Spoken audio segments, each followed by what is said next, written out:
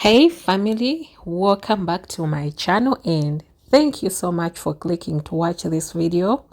If you're watching me for the very first time or listening to me for the very first time, my name is Naka, aka Sheila, and I'm from Uganda, East Africa. So today I would love to share my thoughts about women or men that are out there and they are single. For any of you that was born in the 90s and the early 2000s, you will notice that technology or social media wasn't really a big deal back then. Like information wasn't out there like it is currently, that you'll find someone who is 19 years old, someone who is 20 years old, and has access to a lot of information. This person has a lot they've learned at an early age, yet you who was born in the 90s and the early 2000s, at the age of 19 and 20, all you thought about was nothing really much apart from going to school, getting that bachelor's degree and getting yourself a job. And then after getting yourself a job, of course, you get married and have children. That's all you knew. All right. So things have kept on changing, evolving, and now information is everywhere. Someone can be 15 years old and they know what they want, they know what they want to do, they know what kind of man they want to date. Someone can be 20 and they are confident of who they want to date, of who they want to be in the future. And any woman or man that approaches them, they know exactly, if this person says they love me, they know what it means or what it takes for a person to love.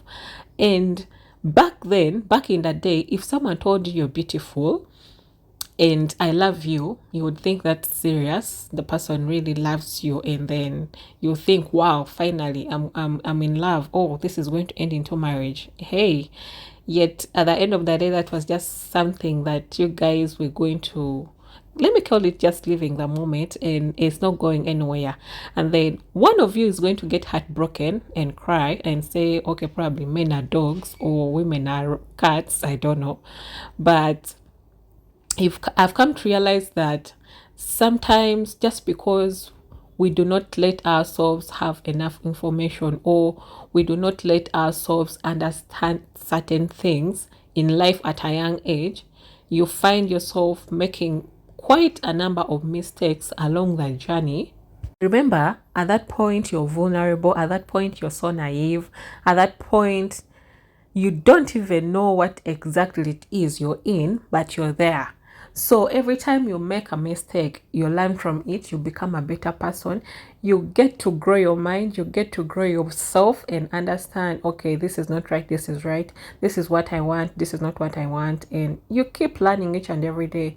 And now that information is everywhere, now that you can watch videos, now that you can listen or read books and fill your brain, fill your mind with a lot of information that is valuable to you yourself as a person, you get to understand that actually true love exists, that actually there are intentional people out there that can love you right, treat you right, and be in a happy marriage. Yes, like they say, marriage is not a bed of roses, which is understandable. It doesn't mean that if I'm entered into marriage, everything is going to work out for me, everything is going to be, oh my god, so beautiful and that. No, marriage can also have its own issues, but if both couples are willing to solve everything on that table and still love each other, each and every day there is a misunderstanding, each and every day there is a situation, there is a circumstance that before you go to bed, you solve your issues and wake up the next morning all happy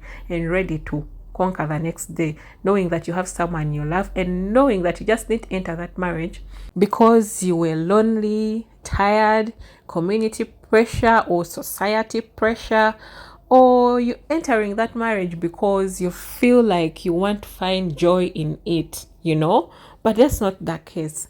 Every person that has to enter marriage should carry a mindset of, okay, I'm entering this marriage with a sole goal of fulfilling that purpose and assignment that God has set forth for both of us to do.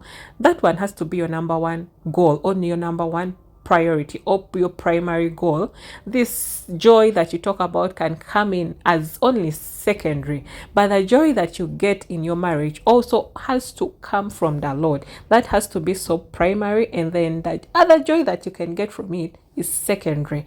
And sometimes most people forget that. And when you get into marriage and you're not getting that joy, when you enter into marriage and you're not finding yourself being happy, you're like, now, why did I enter this marriage? Or sometimes meeting someone that is not actually God sent, someone that is not actually supposed to be your husband, but because of the excitement or because of the peer pressure and society pressure, you feel like, oh, that is the guy that I've settled down with. And then along the way, you realize that this wasn't it. Or if you're marrying for beauty, or if you're marrying because someone is handsome, beautiful, at the end of the day, beauty will fade. But why did you enter into that marriage? What was the purpose of that marriage? Why did you find yourself with that person? Have you even taken time to ask God? And then on the other hand, I've seen men and women who are out there and they are patiently waiting on God to bless them with their rightful partner. They are seeking for a godly marriage, or some are seeking for someone that is going to love them so intentionally, someone that is going to care about them.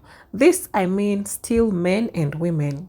I'm not categorizing only women, I'm not categorizing only men, because each one of us, of course, wants someone that will love them so intentionally, someone that will care about them, someone that will offer service, someone that will be so sacrificial, someone that will be so patient, and someone that will be so kind, you know. But along the way, they meet wrong people who are going to hurt them, who are going to bring back that trauma.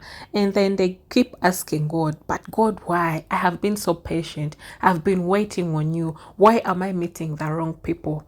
Now, the problem right there is not God. The problem is you yourself, because by the time you meet someone, do you even go to God to inquire of him? What do you have to say about this person? Or all you do is you carry that excitement of, oh my God, I've found someone I love. Oh my God, I've found a woman that I love. I've found a man that I love. And then you're so excited, and then you forget to inquire of the Lord. What does God have to say about this man? What does God have to say about this woman? So you remember God only when you have been heartbroken. That's when you remember and recall and like, oh my God, this is not right. So learn to inquire of the Lord, of any person who wants to be part of your life. And to any man or woman out there that is patiently waiting on the Lord to bless them with their rightful partner, no matter how much you're mocked, no matter how much people talk, keep abiding in rest and know that what God has prepared for you is even more better than what people want to rush you into. He knows why he has delayed you.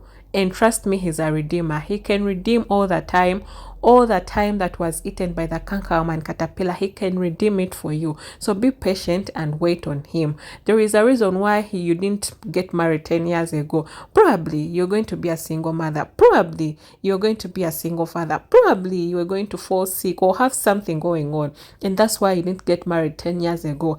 And he knows the exact appointed time, the exact appointed place where you will get married or where you will find your partner. So keep trusting in him, keep abiding in rest, and know that he will not let you down. Just like his word says, just like the truth says, that none shall lack a mate. Trust his word and know that it is possible, because he loves you so much that he sent his only begotten son. And anything you ask of him, you can have through his son, Jesus Christ. Keep on the faith burning and know that one day everything will fall into place. And remember, he makes everything beautiful in his own time. Oh my, I've just noticed that the video was getting pretty long, so I had to just stop right there, though I had so much to say. But anyways, you can let me know your thoughts right down in the comments section. And if you would like to watch more of such conversations, I have a playlist called Naka's Corner. You can check it out for more of such conversations. I love you guys so much, and keep that faith burning.